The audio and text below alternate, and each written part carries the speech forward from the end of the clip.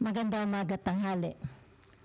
Hapon, gabi, sa zodiac sign na Leo with the fire elements. Lala Baby, nagpapakilala po. Yan ha. So, bibigyan ko po kayo ng reading simula po ng July 18 to July 25. Yan ha. So, let's see the energies. Okay? Saan tayo dadali ng inyong energies? Ito pong energies na ito is alam po nating lahat pwedeng magpabago-bago, 'di ba? Since it's very very fluid, okay? The energies. So let's see. Leo. What's new? Ano bago? Yan. Mukhang meron ditong tinatawag na magandang balita, magpapasaya sa inyong buhay, 'di ba? Ito lang naman ang hinihintay nyo. Yan ha, maganda resulta. Yan o. Kumbaga dito is like granted, 'di ba? Yan. Ito ay the sun, ito naman tinatawag judgment, 'di ba? Yan.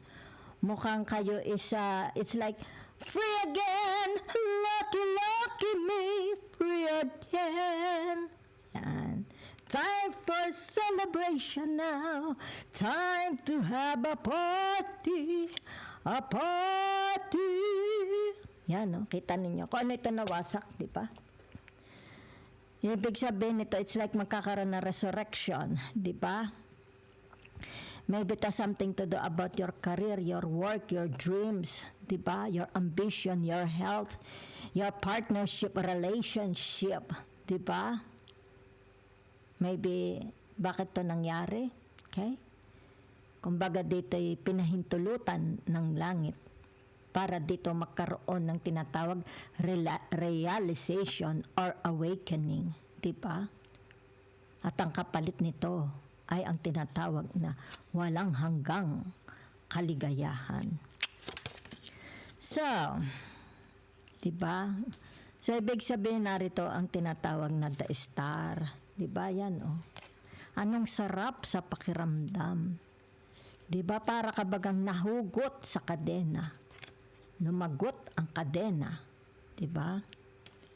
Ito yung tinatawag pagpapasalamat. Di ba? Yan.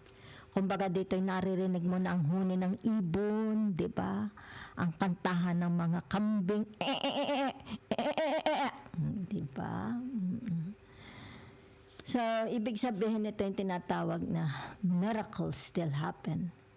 Even kahit ngayong tinatawag modern times, di ba? High-tech miracles still happen, di ba? Kung nakaranas kayo, di ba, ng tinatawag na it's like parang bangungot, okay?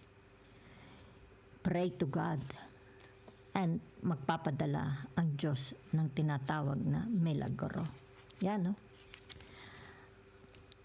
The death, okay? Ibig sabihin nito, it has something to do about your health. Ito'y milagro na kayo is gagaling, di ba?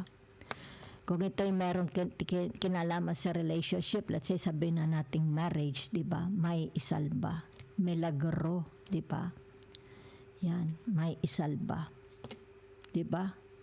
Iigting, lalong magkakaroon ng pagmamahalan, iigting, okay? Ang relationship. Yan. So, ibig sabihin nito, tinatawag lang kayo, di ba? Kung ano man itong bangungot nangyayari sa buhay nyo, nararanasan nyo sa buhay mo.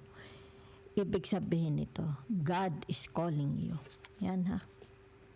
God is calling you.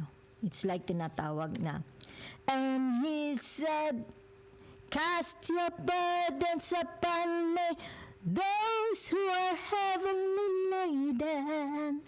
Come to me, and I will give you rest. Yan ha. Maganda. Let's see saang ano ito.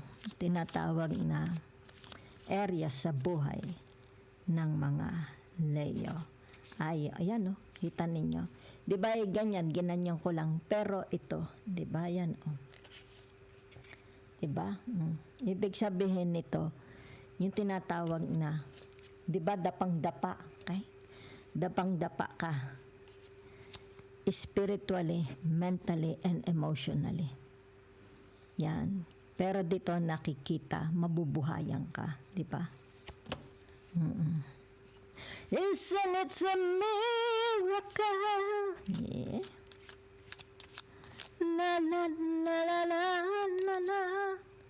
The King of Swords, pagmumuni-muni ng tinatawag na Leo, di ba?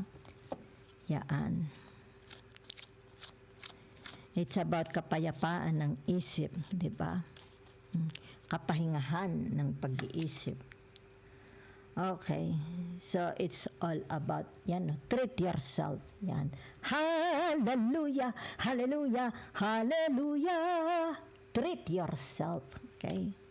Ibig sabihin nito, you buy, bumili ka na ng champagne, punta ka na, it's like tinatawag, punta ka na sa Jollibee, punta ka na sa expensive restaurant, it's tinatawag shapo, diba? Congratulations, you made it, diba? You made it. Yan ha, mukhang merong miracle, milagrong mangyayari sa inyo, diba? The Nine of Swords, kapaguran ng inyong pag-iisip, diba? Yan. La la la la la la la. La la la la la la la. Yan, no, di ba?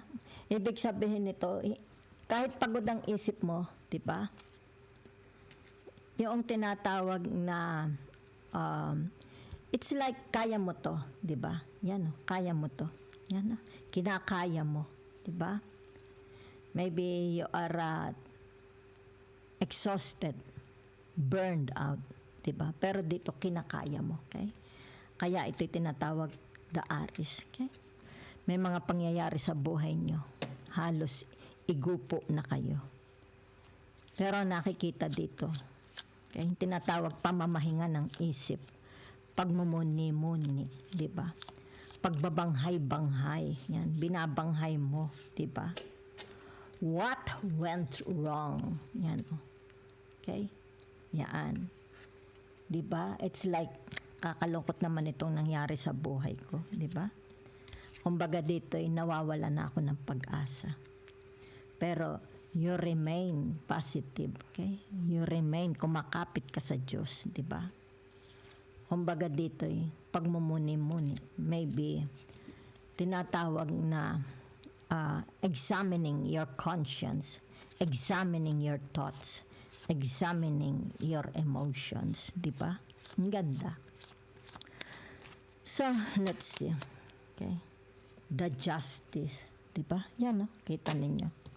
So, ibig sabihin nito, yung tinatawag, hindi naman malupit ang buhay. Diba? Hindi naman malupit sa universe sa inyo. Hindi naman malupit ang langit sa inyo. Diba? So, the result.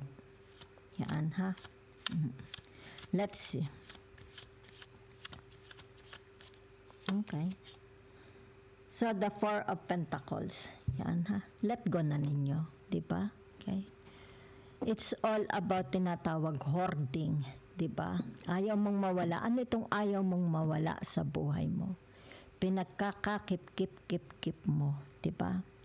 Maybe vices. Diba? Kaya the Four of Pentacles. Okay? Maybe vices. Maybe your pride. Diba? Let go of your pride. Let go of your ego. Diba? Yan. Ibig sabihin nito, yung tinatawag, let go of your, tinatawag na, it's hindi expectation, ha? Okay? Yan. So, it's more about grounding yourself, di ba? Tatakot kang mawala ito, di ba? Maybe a love, materials, wealth, relationship, di ba? Ito kasi yung tinatawag na mine. Nobody can take this away from me. Diba? It's like parang yung gang maliliit na tao. Diba? It's like yung tinatag si Precious. Precious, my precious. Diba? Alam mo yung sing-sing. Diba? Pinagnanasaan ng parang impacto. Diba? My precious. Diba? Yan, no? Pinagnanasaan niya. Let go. Diba? maybe luxury, maybe sabihin na natin hindi ito makakabuti. Okay? Whatever is this, you are holding so tight, di ba? Hindi yan makakabuti sa inyo. Pakawalan nyo na. Be it a relationship, very, very toxic. Okay? Hindi ito makakatulong sa inyo, mind, body, and soul. Okay? So, ibig sabihin nito, tinatawag na the Three of Swords. Yan, ha? Okay? So, nakikita dito, yung tinatawag, what your heart contains. Diba? Yan. Dito nakikita yung kasawian mo. It describes here. Diba? Yan. Maybe sabihin na natin, kung may galit ka, kung may hatred ka, kinikip-kip mo. Ayaw mong i-let go. Diba? Kanino itong galit na ito, 'di ba? May kinagagalitan ka. Maaring galit ka sa friends mo, sa mga kasama mo sa trabaho, sa asawa mo, 'di ba, sa mga kapatid mo, sa relatives mo, sa pinsan mo, okay? So ibig sabihin nito kung ano itong galit mo sa kanila. Yan ha. Very, very bitter. I'm sorry. Okay? Pwede mo akong tapyasan kung sa palagay mo hindi ikaw yan. But I can see, nakikita ko, what your heart contains, Leo. Diba? May galit ka. Yan. Kinikip-kip mo itong galit na ito. Ayaw mong pakawalaan. Kaya hindi ka masaya. Diba? Oh. Kaya ito tinatawag, kita mo. Ito ang nagpapahirap sa iyo. Diba? Kumbaga dito, it affects, yan. Kung ano man itong ayaw mong i-let go, it affects your relationship. Diba? Maaring relationship mo sa trabaho mo, diba? It affects. Kasi lumalabas, diba? Kaya it's like, kung galit ka sa kanila, nagagalit ka na rin, diba? Humihina ang pasensya mo. Nagagalit ka na rin sa mga kasama mo, diba? Because narito, ayaw mong i-let go. Okay? Yan. So, ibig sabihin nito yung tinatawag, kailangang magmuni-muni ka, diba? Yan. Kailangan tinatawag na alisin mo na ito, 'di ba? Para din sa ikaluluwag ng iyong damdamin. Kaya nariyan ang tinatawag na the justice, 'di ba? Oh. So ibig sabihin nito kahit sa it's like ang pinaparusahan mo pati sarili mo, 'di ba? Yan. Kung may galit ka sa iba, may kinikip-kip kang puot, nahihirapan, ikaw din ang nahihirapan. Ikaw ang nagpapahirap sa sarili mo. Di ba? Yan. So, ibig sabihin, kailangan ng Leo na ito na tinatawag intervention. That's why, nakikita mo dito, God is calling them. Di ba? Yan. God is calling them. Bago mo ito pagsisihan. Di ba? Yan. Dahil pwedeng ito'y ikasira ng iyong relationship. Pwedeng ikasira ng iyong katahimikan ng isip. Pwedeng ikasira ng iyong kaluluwa. Pwedeng ikasira ng iyong kalusugan. Diba? Yaan. Ibig sabihin, kapag inilet go mo, then the grace of God will pour unto you. Okay? It's like para kang bagong silang, rebirth, reborn, and your life is magiging masaya. Diba? That's it, I see for you. Diba? So, ibig sabihin nito, tinatawag the two of wands. Diba? Okay? Make your life, tinatawag na, take it easy on yourself. Yan. Yan. Ibig sabihin nito, tinatawag na be more joy, 'di ba? Happy, 'di ba? Yan. It's all about tinatawag na show them, 'di ba? How happy you are, 'di ba? How creative you are, 'di ba? How good you are at singing, dancing, 'di ba? Yan. You are the life of the party, 'di ba? So ibig sabihin nito, pag hindi ka masaya, 'di ba? Ano nangyayari? It affects also them, 'di ba? Yung kanilang spirit, yung kanilang tinatawag na energy, it also affects them, 'di ba? Okay? Your attitude, how your attitude affects, 'di ba? the surroundings, the environment, the people around you, diba? But when you are happy, when they see you singing, dancing, happy, telling jokes, diba? It's like tinatawag, the stage is yours. Then everybody is tinatawag na nahahawa. Okay, yan. Kumbaga dito'y let your spirit shine, di ba? Huwag mong takpan ng lungkot, ng dilim ang iyong buhay. The Nine of Swords, di ba? Yan. So, ibig sabihin nito, tinatawag na wag, it's like talking to yourself, di ba? Hanapin mo, tinatawag the peace, the emperor, the peace in your mind and soul, body, diba? Okay. At pakawalan mo na, okay? Kung ano man itong siphayo mo, kung meron ditong nawasak, baway nawasak ang kotse mo, hayaan mo na, okay? Nawasak ang bahay mo, nawasak ang relationship mo, nawasak ang marriage mo, nawasak ang friendship mo, nawasak ang iyong career, nawasak ang iyong tinatawag pangarap, naguho ang iyong pangarap, di ba? Naguho ang iyong expectation, di ba? It's like you have a lot of expectation. The Six of Cups, di ba? Yan. So, ibig sabihin nito, may enjoy mo uli ang buhay mo. Okay? Ay, enjoy mo uli yan. It's like tinatawag na you just let it go. Let it go! Let it go! Okay? So, that's what I see for you. Okay? The Seven of Swords. Yan. Ibig sabihin nito, meron ditong mananagot. Diba? Yan.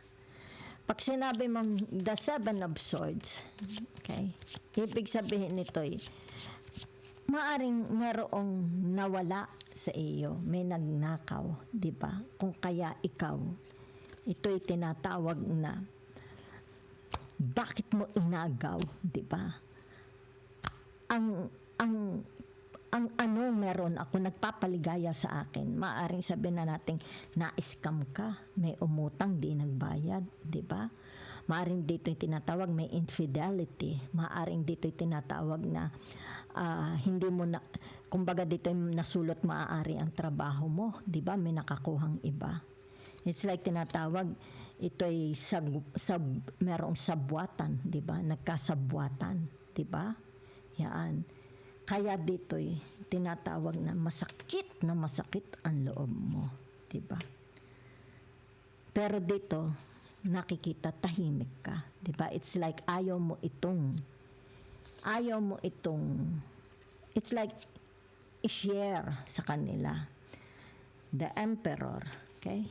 The King of Swords and the Nine of Swords, 'di ba? Yan. Ayaw mo it's like sinasarili mo, 'di ba? So what will happen pag sinasarili mo ang problema? Sino ang nahihirapan? Ikaw, 'di ba?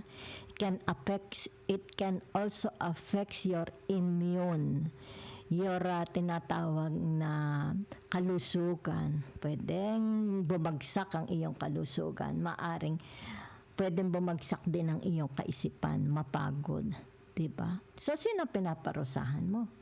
Adi ang sarili mo. Okay? Life is beautiful.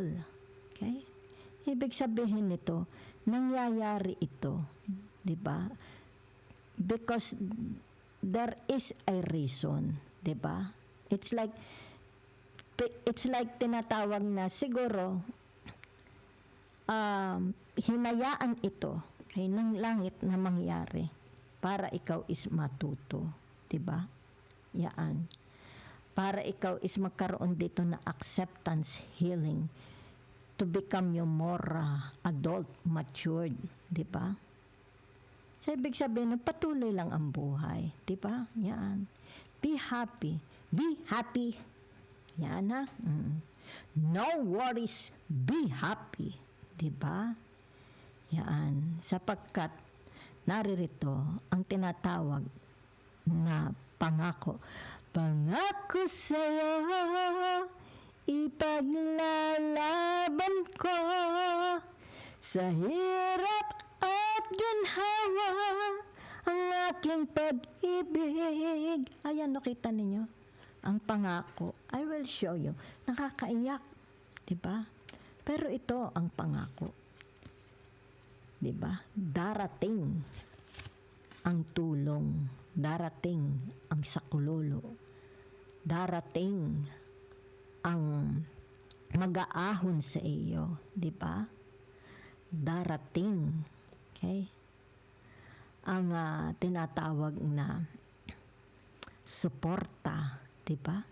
Para maiahon ka. Maalis ang burden sa iyong balikat at muli, okay? Matitikman mo ang sarap ng buhay.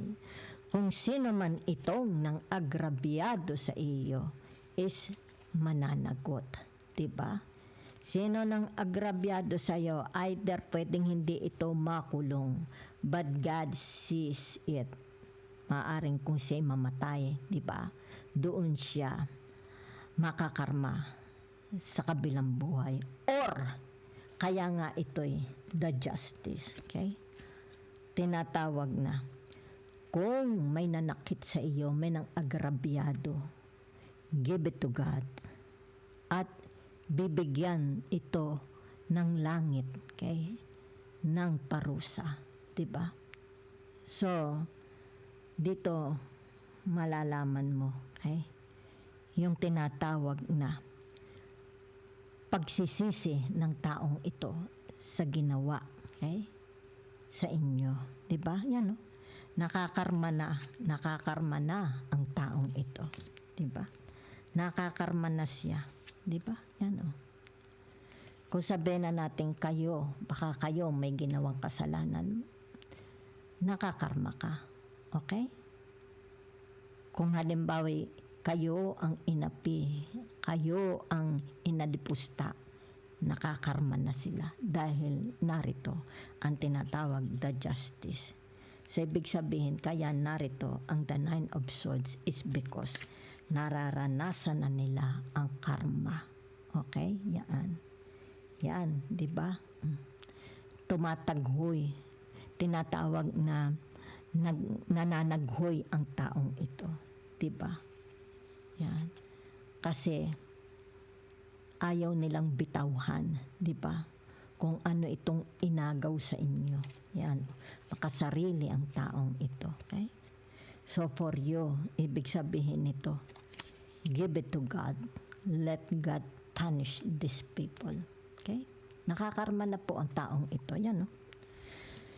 Kita ninyo. Di ba?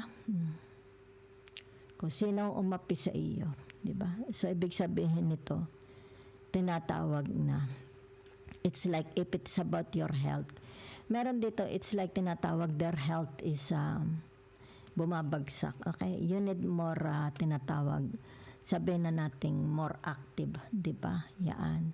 Maybe you need a lot of sunshine. Di ba? Yan. A lot of sunshine. Yan, ha? Or sabihin na nating, it's about changing your attitude, 'di ba? Yan. Kasi bumabagsak ang kanilang tinatawag health, 'di ba? So, ibig sabihin nito, let's say sabihin natin your friendship, 'di ba? It's like lumalamig, bumabagsak, nawawala. Ibig sabihin nito yung tinatawag, show them again, be more public, be more visible, okay? Let them, tinatawag na, let them know, okay, na narito ka, okay, para magpasaya uli, di ba? Yan. So, it's more about blessings coming unto you, okay? Kung sino itong tinatawag na nagpahirap sa inyo, is narito kinakarma na siya, okay? So, kung meron man, okay, tinatawag na relationship, partnership, okay, whatever is this, di ba? So, ibig sabihin nito, kaya narito, di ba? Okay? Narito rin yung tinatawag the star, di ba? Okay? So, ibig sabihin nito, tinatawag na pagpapahinga, okay? Pag-aalaga, okay? Pag-aalaga ng iyong sarili, pagpapahinga. Katapusan ng iyong kalbaryo, 'di ba? Okay? It's like uminom daw kayo ng maraming tubig. Yan ha. More outside, okay? More outside. Smells the flowers, smells the clean air, 'di ba? And clean life. So, ibig sabihin nito, gawin ninyong payapa ang buhay ninyo. Okay? Yan. Ito yung tinatawag magkakaroon ng salvation, 'di ba? For you. So, nakikita ko dito yung tinatawag na narito na ang the judgment para parusahan ang taong ito. Kung sino itong nagkasalang ito. Okay? It's like, kung natakasan niya ang batas, hindi niya matatakasan ang langit, ang universe. Diba? So that's it I see for you. Okay? Kung meron man kayong ginawang kamalian, let's say, it's about, maari ito, meron tinatawag recklessness on your part, di ba? Yan. So, ibig sabihin nito, yung tinatawag na, magkakaroon ng justice, di ba? Para ma-realize mo, di ba? Bakit ito'y nangyari sa inyo. So, ibig sabihin nito, wag din kayong magpadalos-dalos sa pag-iisip, sa pagbigay ng desisyon, sa gawa, sa pagsasalita. Dahil pwede ninyo itong pagsisihan. Okay? Yan. Kaya dito, it's like a lesson. Diba? Ito yung tinatawag, learn from your past. Learn from your mistakes. At huwag na itong maulit. Diba? Para hindi mo na maranasan ang tinatawag na hagupit.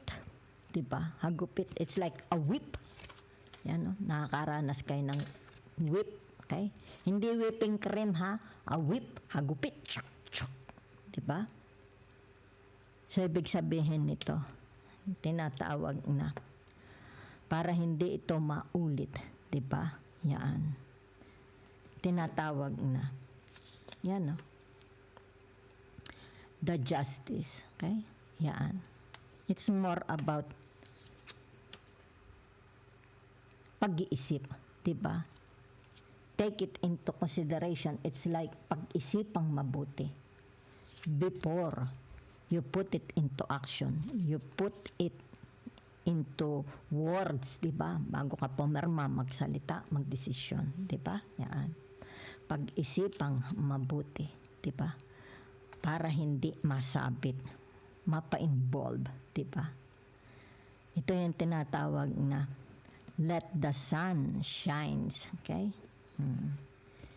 La la la la la la la la. Yan, no? Okay? So, ibalik mo saya sa buhay mo, okay? Be more active. The stage is yours, Leo. The stage is always yours. Diba?